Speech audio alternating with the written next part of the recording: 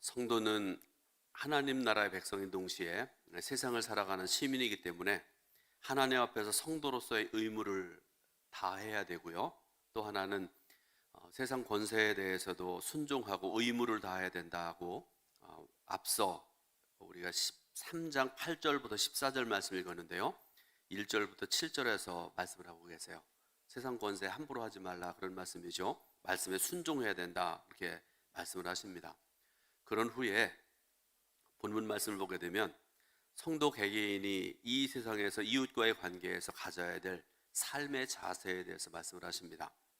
그래서 오늘 주시는 말씀의 제목이 사랑의 채무자라는 제목인데, 본문의 중심을 보게 되면 8절부터 14절 말씀을 여러분 여러 번 깊이 한번 읽어보면 그 중심의 이웃에 대한 말씀이라는 것을 알 수가 있습니다. 그리고 이웃이라는 주의 핵심은 예수님께서 마태복음 22장 39절에서 내 이웃을 내 자신과 같이 사랑하라고 하신 그 가르침과 정신의 실천에 관한 것이라는 것을 알 수가 있습니다. 그리고 이웃사랑이라는 주제로 설교를 할 때 하나님께서 주신 십계명 중에서 여러분 하나님과 인간의 관계를 위해서 주시는 그 계명이 제일 앞부분에 나오는 1계명부터 4번째 계명이고요. 그 다음에 5번째로부터 10번째 계명은 이웃사랑을 어떻게 실천하는 것인가에 대한 그런 말씀을 주셨잖아요. 그 계명을 성취하는 것이라는 것을 알 수가 있습니다. 이와 같이 사도 바울의 교훈이 성도가 단순히 세상 사람들에게 악을 행하지 않는 소극적인 차원에서의 그 모습에서 이웃을 상대하는 것이 아니라 보다 적극적인 차원에서 사랑으로 대하는 성숙한 성도가 되어야 된다, 이렇게 말씀을 하고 계십니다. 먼저 오늘 읽을 말씀 중에 8절 말씀, 다 소중하지만 8절 말씀이 더 소중한 말씀이기도 한데요. 여러분 오늘 본문의 8절 말씀을 한번 같이 읽어보겠습니다. 피차 사랑의 빛 이외에는 아무에게든지 아무 빚도 지지 말라. 남을 사랑하는 자는 율법을 다 이루었느니라. 아멘. 제가 다시 한번 읽어드리겠습니다. 피차 사랑의 빛 이외에는 아무에게든지 아무 빚도 지지 말라. 남을 사랑하는 자는 율법을 다 이루었느니라. 아멘. 그러므로 성도 여러분, 성령님의 당부의 말씀을 들으시길 바라고요. 은혜를 받으시고 말씀을 주신 대로 행하며 살아갈 수 있기를 주님의 이름으로 축원드립니다. 어떻게 하면 될까? 첫 번째로 주시는 말씀이 뭔가 하면 그리스도인은 하나님의 사랑으로 빚진 자라는 사실을 반드시 알아야 된다는 것입니다. 이웃사랑의 실천은 우리의 본성적인 도덕성으로 해낼 수 있는 일이 아닙니다. 물론 사람 중에도 굉장히 선하고 좋은 사람이 있어서 예수 믿지 않는 가운데에도 많은 일을 행하고 선한 일을 행하고 살아가는 그런 사람들도 있습니다. 그런데 이웃사랑의 진정한 실천은 오직 우리를 구원하신 하나님의 은혜와 사랑의 샘에서 길어 올려서 풍족하게 마신 자만이 실천하고 행할 수 있는 것입니다. 제가 존경하는 어느 선배 목사님이 이런 말씀을 하신 적이 있습니다. 사랑도 받아본 사람이 할 수 있다. 보니까 이해가 돼요. 여러분 그렇게 생각하세요? 사랑도 받아본 사람이 실천할 수 있다. 저는 성경의 절대적인 권위의 말씀과는 비교할 수 없지만 전적으로 동의하는 것 중에 하나가 바로 이런 말씀이라고 생각되어집니다. 사람들을 볼 때 그 얼굴과 표정과 말들을 유심히 한번 살펴보시기 바랍니다. 사랑을 많이 받고 자라는 사람, 밝은 삶을 살아가고요, 사랑의 말을 하고 살아가고요, 긍정적이고 이웃을 웃게 만드는 그런 삶을 살아갑니다. 사도 바울은 로마서 1장부터 8장 말씀에서 우리를 구원하신 하나님의 복음의 은혜와 사랑의 방식에 대해서 말씀을 합니다. 그리고 9장부터 11장 말씀을 보게 되면 복음과 관련된 여러 문제들을 말씀을 하고 있고요, 12장부터 보게 되면 복음의 은혜로 구원받은 이들의 실제적인 삶의 문제에 대해서 말씀을 하고 계세요. 로마서 12장 1절부터 2절까지 말씀을 보게 되면 여러분 같이 읽어볼 텐데요. 로마서 12장 1절부터 2절 말씀을 읽어봅니다. 그러므로 형제들아, 내가 하나님의 모든 자비하심으로 너희를 권하노니 너희 몸을 하나님이 기뻐하시는 거룩한 산 제물로 드리라. 이는 너희가 드릴 영적 예배니라. 너희는 이 세대를 본받지 말고 오직 마음을 새롭게 함으로 변화를 받아 하나님의 선하시고 기뻐하시고 온전하신 뜻이 무엇인지 분별하도록 하라. 아멘. 이 말씀의 바탕에서 본문이 말씀하는 바를 주목해 봐야 됩니다. 아까 우리가 읽었던 로마서 13장 8절 말씀에서 사도 바울이 말하기를 사랑의 빛 이외에 아무에게든지 아무 빛도 지지 말라고 한 그 말씀을 우리가 주목해 봐야 된다는 그런 말씀이기도 합니다. 저 여러분은 영원한 사랑과 은혜의 빛을 진 자들입니다.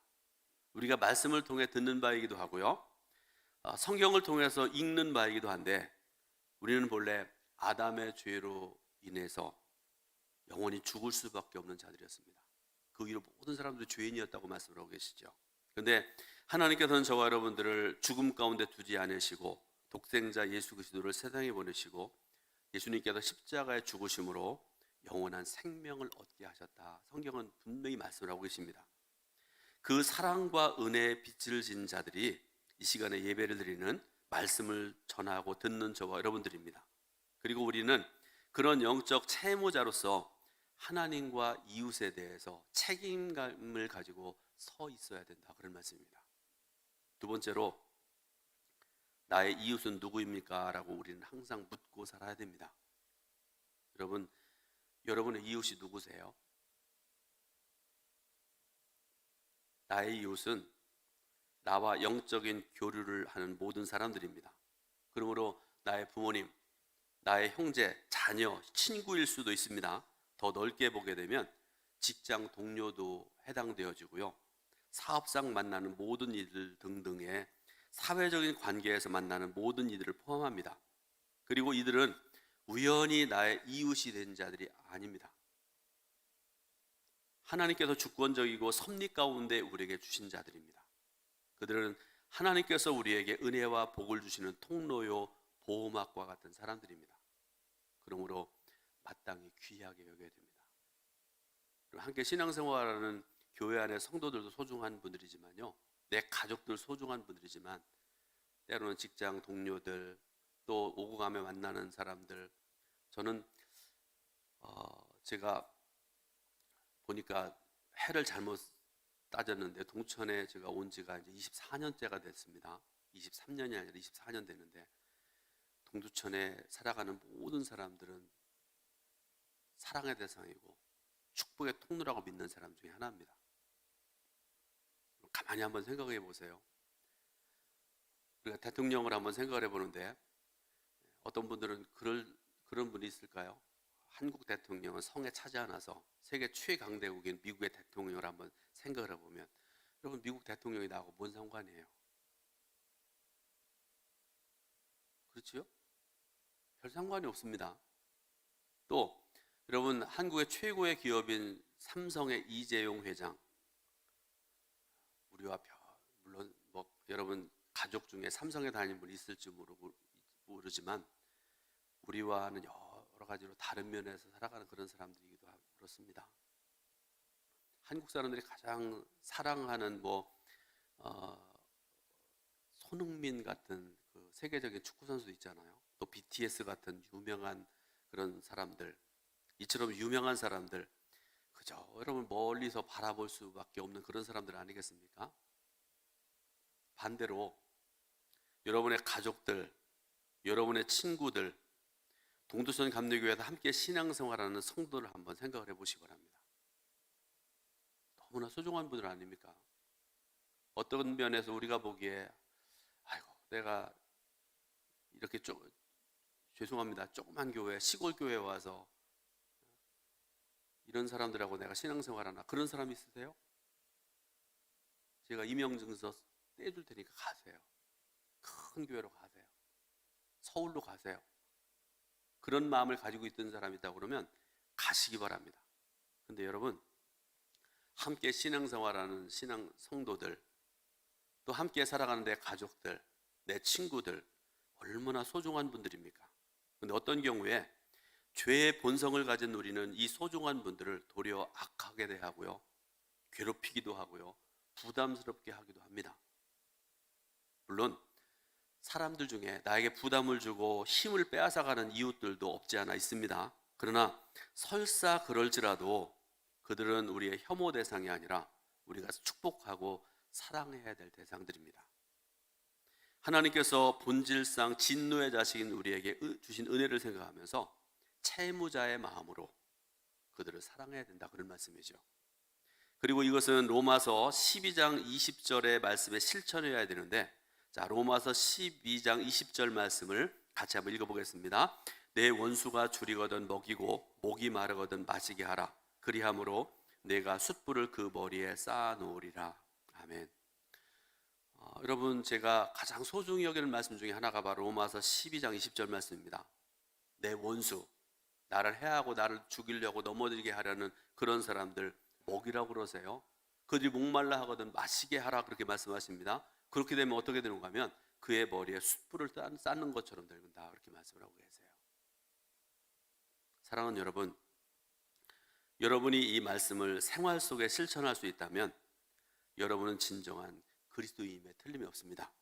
그러나 만약에 이 말씀이 망설여지고, 또 살아가면서 제가 가끔 여러분 비유로 말씀드리는데, 이 인간만은 죽어도 용서 못한다라는 생각이 여러분들의 마음의 중심에 자리 잡고 있다고 그러면, 다시 말씀드리는데 여러분, 이웃될 자격도 없는 사람이고요, 그리스도인이 될 자격도 없다는 것을 분명히 말씀드립니다. 세 번째로, 이웃사랑의 실천은 율법의 완성이라 이렇게 말씀을 하세요. 사도 바울은 본문 8절 중에 피차 사랑의 빚 외에는 아무에게든지 아무 빚도 지지 말라, 남을 사랑하는 자는 율법을 다 이루었니라, 이렇게 말씀을 하고 계세요. 저는 로마서 3장 8절의 그 은혜, 그 크기, 그 깊이는, 그 넓이는 상상을 초월하는 것이라고 저는 믿습니다. 성경 말씀이 거의 다 그렇지만 로마서 13장 8절은 얼마나 큰 의미를 가지고 있는 말씀인지 모릅니다. 우리가 신앙생활 하면서 예루살렘 수도 없이 듣기도 하고 읽기도 하고 그러는데, 우리 한국 성도들 중에 예루살렘이라는 도시에 가본 분들이 그렇게 많지 않은 것 같아요. 우리 성도님들 중에도 마찬가지라고 생각됩니다. 제가 지난주 오후에 양주 지방에 엄성순 목사님 은퇴하시고 담임 목사 취임하는 자리에 예배드리러 갔었는데, 양주 지방의 젊은 목사님들이 거기서 봤는데요, 10년 전까지만 해도 같은 지방에 있었고 그런데 그 젊은 목사님들이 저한테 인사하면서 목사님, 지방 다시 합쳤으면 좋겠어요. 그리고 성지순례 갔으면 좋겠어요, 그래요. 동천 지방에 지난해 갔다 온 거를 그분들이 듣고 어떻게 갔는지를 그분들이 들었던 것 같습니다. 근데 여러분, 쉽지 않지만 예루살렘을 꼭 한번 가보시면 좋겠습니다. 성지순례 한번 가보시면 좋겠어요. 이 예루살렘이라는 도시는요, 창세기에 나온 모리아산 여러분 아시죠? 모리아산 위에 세워진, 굉장히 높은 위치에 세워진 그 도시가 예루살렘이라는 도시입니다. 해발, 이게 지중해 바닥에서부터 어디까지 올라가는가 하면 약 800m 이상 높은 곳에 세워진 도시가 바로 예루살렘이라는 도시입니다. 그리고 가장 중요한 성전은 모리아산의 가장 높은 곳에 세워져 있고요. 여러분, 산이 있으면 반드시 계곡이라는 게 있지 않습니까? 여러분 들어보셨겠지만 예루살렘 성전이 중심에 있고요, 그 오른편에 기드론 골짜기라는 것이 있고요, 왼편에는 흰놈의 골짜기라는 그 골짜기가 Y자 형태로 되어 있습니다. 한번 사진을 보시면 좋겠습니다. 자, 보시면 가운데 네모로 해놓은 곳이 바로 성전이 있는 곳입니다. 높은 곳에 세워져 있고요, 그 다음에 오른쪽에 빨간 동그라미로 해놓은 곳이 바로 기드론 골짜기입니다. 왼쪽에 있는 파란색으로 동그라미 해놓은 것이 바로 흰놈의 골짜기입니다. 그러니까 성전이 중심에 서 있고, 이쪽에 기드론 골짜기, 이쪽에 흰놈의 골짜기가 Y자 모양으로 이렇게 서 있는 곳이 바로 예루살렘이라는 그런 도시의 모습인데요. 자, 성지순례를 갔던 어느 목사님이 이런 말을 했습니다. 자, 한번 들어보시기 바라요. 보시면서, 기드론 골짜기와 흰놈의 골짜기는 은혜의 골짜기다. 그리고 이 골짜기에 구약 시대에 제물로 바쳐진 짐승의 피가 아마도 강물처럼 흘러넘쳤을 것이고 수천 년이 지난 지금도 그 피 냄새를 맡는 듯하다. 시를 썼어요, 목사님이. 근데 의미 있는 그런 시를 쓰셨습니다. 근데 말씀을 드리려고 하는 것은 구약 시대와 신약 시대에도 수많은 짐승의 피 제사를 드렸어도 능히 해결하지 못했던 것을 예수님의 십자가의 죽으심과 단 한 번의 피 흘리심으로 완전히 우리의 죄를 해결하셨다는 것입니다. 그러므로 모든 율법과 계명은 그리스도를 믿는 저와 여러분을 더 이상 정죄하지 못합니다. 그런데 하나님께서는 우리들에게 새로운 한 가지 계명을 주셨습니다. 그리고 그 계명의 요점은 하나님을 향한 전적인 사랑이요 이웃을 내 몸같이 사랑하는 것입니다. 사랑의 계명을 말씀을 통해서 우리에게 주셨다, 그런 말씀 아니겠습니까? 아닙니까? 그러므로 우리는 하나님의 사랑의 빛을 진 사랑의 채무자로서 이웃을 사랑해야 되는 것이 사명 중에 사명입니다. 그리고 이웃을 사랑해야 된다는 것은 이웃에게 악을 행하지 아니하고 선을 행하는 것입니다. 그리고 선을 행하는 최고의 일은 이웃의 영혼 구원을 위해서 기도하는 우리가 되어야 되고, 우리와 동일한 구원의 은혜를 그들에게 주시도록 하나님께 구하는 것, 이것이 우리 성도들이 가져야 될 최고의 선함입니다. 네 번째로, 이웃사랑의 실천은 하나님의 나라를 이루기 위해서, 그리고 성화를 이루기 위해서 반드시 필요한 것입니다. 우리가 세상을 살아가는 동안에 주어진 최상의 과제는 주님께서 주신 주기도문을 통해서 우리가 알 수 있습니다. 마태복음 6장 9절부터 13절에 보면 유명한 주기도문 나오잖아요. 하나님 아버지의 이름과 그의 나라와 그의 뜻을 위하는 것입니다. 하나님께서는 당신 자신의 이름과 나라와의 뜻을 위해서 허공에서 일하지 아니하시고요, 구원받은 자녀들을 통해서 역사하시는 성령님의 인도하심을 통해서 일하시는 하나님이십니다. 사도 바울은 이웃사랑의 실천에 대해서 교훈하는 결론으로 본문 11절부터 14절 말씀 보게 되니까 요약해서 말씀드리면 이런 내용입니다. 빛의 갑옷을 입고 정욕을 위하여 육신의 일을 도모하지 말고 오직 그리스도로 옷 입을 것을 권면하고 있는 것을 볼 수가 있습니다. 우리가 구원을 받기 위해서 일하신 하나님의 경륜과 은혜를 알아야 됩니다. 그리고 온전하게 헌신한 믿음의 선진들, 우리를 위해서 기도한 성도들의 헌신이 있다는 것을 잊지 말아야 됩니다. 그처럼 참된 이웃사랑의 실천 속에서 우리의 영혼이 그리스도의 형상을 본받아서 거룩하게 자라나는 것입니다. 빌립보서 2장 12절부터 13절 말씀을 보게 되면요, 이 말씀을 한번 또 같이 읽어보겠습니다. 그러므로 나의 사랑하는 자들아, 너희가 나 있을 때뿐 아니라 더욱 지금 나 없을 때에도 항상 복종하여 두렵고 떨림으로 너희 구원을 이루라. 너희 안에서 행하시는 이는 하나님이시니 자기의 기쁘신 뜻을 위하여 너희에게 소원을 두고 행하게 하시나니. 아멘. 제2차 세계대전 중에 있었던 아름다운 이야기가 하나 있어서 여러분들에게 소개를 해드리려고 합니다. 치열한 전투에 임한 한 병사가 큰 부상을 입게 되었습니다. 그래서 좀 언제 죽을지 모르는 그런 큰 부상을 입고 피를 흘리고 있는 그런 상황인데요. 여러분, 피는 대부분이 물이잖아요. 피를 많이 흘리게 되니까 갈증이 굉장히 심해졌다고 합니다. 그래서 이 병사가 애타게 물을 찾고 있습니다. 나에게 좀 물을 달라고 그렇게 외치고 찾고 그러는데요. 그런데 마침 군종 목사 한 사람에게, 이제 부대원들에게 복음을 전하고 그들을 위해 기도하는 군종 목사님들 있지 않습니까? 한국에도 있고 미국에도 있고 그런데요, 이 목사님에게 약간의 물이 물통에 남아 있었다고 합니다. 그래서 자기의 수통을 부상당해서 목마른 병사에게 수통을 건네줬습니다. 병사는 무심코 그 물을 마시려고 하는 그 순간에, 어느 순간인가 주위를 둘러보니까 주위에 있던 소대원들 다 모두가 자기를 쳐다보고 있어요. 쳐다보는 것도 보통 쳐다보는 것이 아니라, 나도 저 물을 좀 마셨으면 좋겠다. 오랫동안 전투하고 그러니까 얼마나 목이 마르겠어요. 그래서 이 병사가, 부상당한 병사가 가만히 생각을 해보니까 모든 동료들 또한 목이 타들기는 마찬가지일 것이다. 그렇게 생각을 했습니다. 그래서 병사가 목마른 것을 꾹 참고 수통을 소대장에게 넘겼습니다.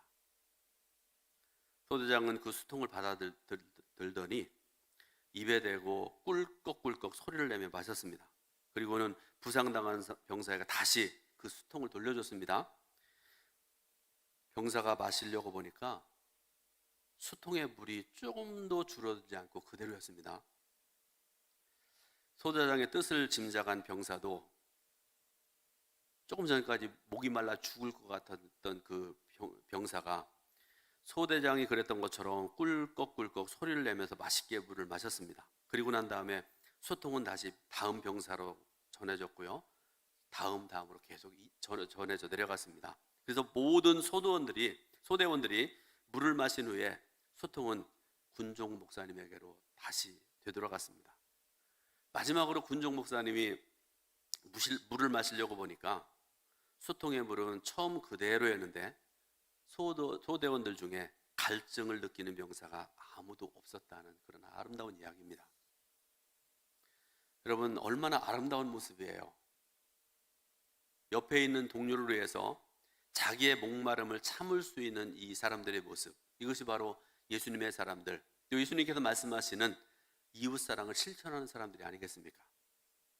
이제 말씀의 결론을 맺습니다.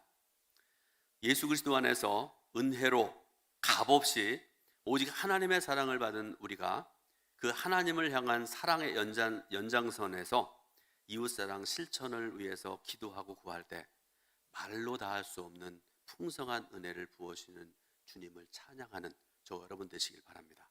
그래서 저는 지금도 이웃을 위해서 사랑을 실천하고 이웃을 위해서 중보하는 성도가 가장 아름다운 성도라고 생각을 합니다. 높은 지위에 있는 사람들 아무것도 아닙니다. 뭐 감동 뭐 어쩌고, 여러분 그 사람들 아무것도 안 해요. 가장 소중한 사람들은 이웃사랑 실천하는 사람들, 이웃을 위해서 중보하고 기도하고 눈물 흘리는 성도가 가장 귀하고 아름다운 성도라, 그런 말씀입니다. 여러분 삶은 어떠세요? 아파트 평수 늘리고 땅을 사고 진급하고 명예와 권세를 위해 살아가는 그런 성도 없으십니까? 어떤 사람들은 예수를 믿은 지 수십 년이 지났어도 여기에만 몰두하고 살아가지는 않은지 모르겠습니다. 그러지 않기를 바랍니다.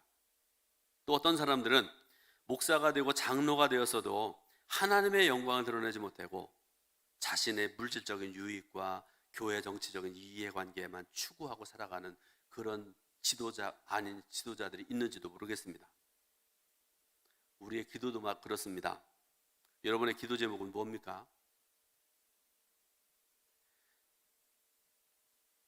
주님의 나라와 주님의 영광, 그리고 사랑하는 이웃들의 여러 가지 문제들을 위해서 간절함과 눈물로 기도하는 성도가 되었으면 좋겠습니다. 근데 어떤 사람들 오직 나밖에 몰라요. 나.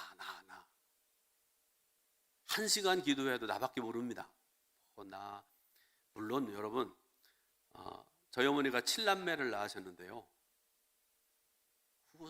손주들까지 엄청나게 많았을 것 같아요. 그러니까 저희 어머니는 하루 종일 기도만 하시잖아요. 근데 여러분, 예를 들어서 그래요. 하늘나라 가신 지 이미 오래되셨지만 여러분 한번 생각을 해보세요. 물론 내 사랑하는 자식들을 위해서 기도하는 것은 참 소중한 일입니다. 그런데 여러분, 그보다 더 앞선 것이 뭔가 하면 앞서 말씀드렸던 그런 거 아니겠습니까? 하나님 나라, 하나님의 영광, 주님의 몸된 교회, 이 나라 민족으로 위해 기도하는 그 기도가 앞서야 됩니다.